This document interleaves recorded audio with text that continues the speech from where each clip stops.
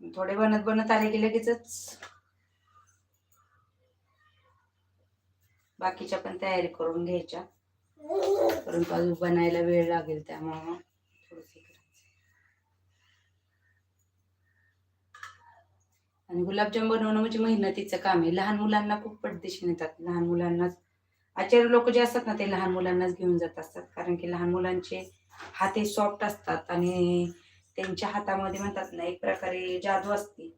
इथं जो तळवा असतो तो एकदम सॉफ्ट असतो त्यांचा. आणि गुलाबजाम हा नेहमी मधल्या बोटामध्ये मधल्या हे जे असतं त्याच्यातच वळावा लागतो, अन्यथा तुमचा गुलाबजाम चांगला येणार नाही, लक्षात ठेवा प्रत्येकाने.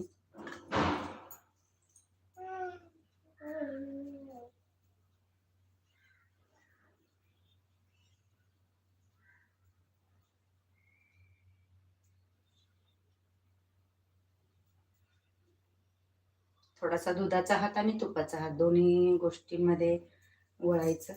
आधी दुधाचा ग्लास दुधाचा जो असतो आपला दूध लावायचं थोडंसं आणि नंतर तूप लावायचं, म्हणजे छान पद्धतीने मऊसूद वळला जातो आणि मेन फुटणार नाही.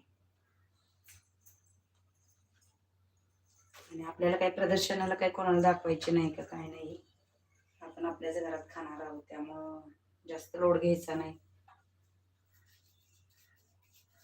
जसं येतं तसं खायचं.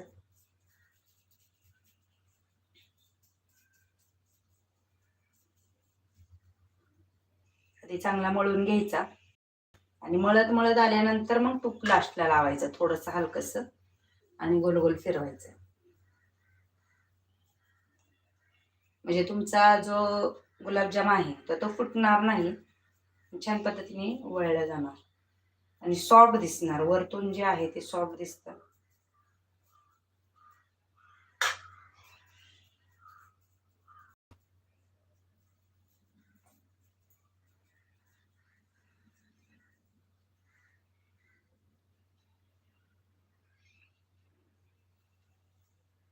आता मी मोठे मोठेच केले बरं का.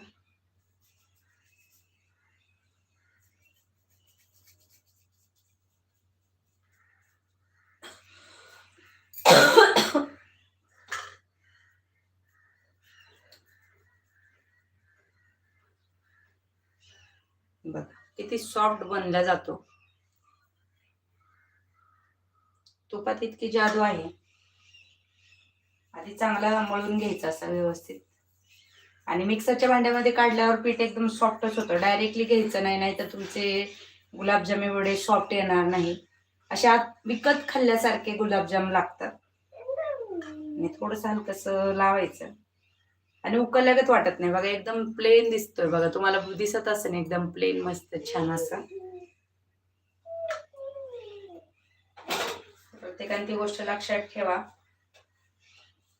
आता मी 2 घाणे काढले होते मिक्सर मधून, तर दोन्ही घाण्यांचे मी गुलाबजाम बनवून टाकत आहे, जेणेकरून लगेच बनवून घ्यायचे.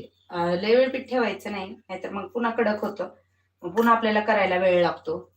जसं जसं पीठ ग्राइंड करणार तसं तसं लगेच करत चालायचं.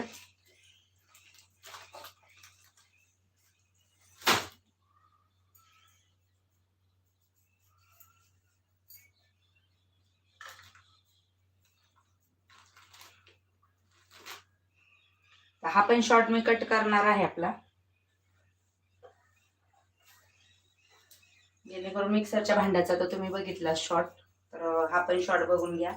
आधी दूध लावायचं, दूध लावूनच चांगलं मळून घ्यायचं आणि लास्टला तूप लावायचं, तर तुमचा गुलाबजाम फुटणार नाही आणि वळतानाही तुम्हाला जास्त त्रास होणार नाही. आणि एकदम आधांतरी मध्यभागी जो आहे आपला मधला जो भाग आहे हातांचा, जो खोलगट भाग आहे त्याच्यातच गुलाबजाम झाला पाहिजे. आरोला चप्पूस देते बरं का. आराध्य शांत आहे म्हणून लाईव्ह स्ट्रीम चालू आहे म्हणायचं बरं का.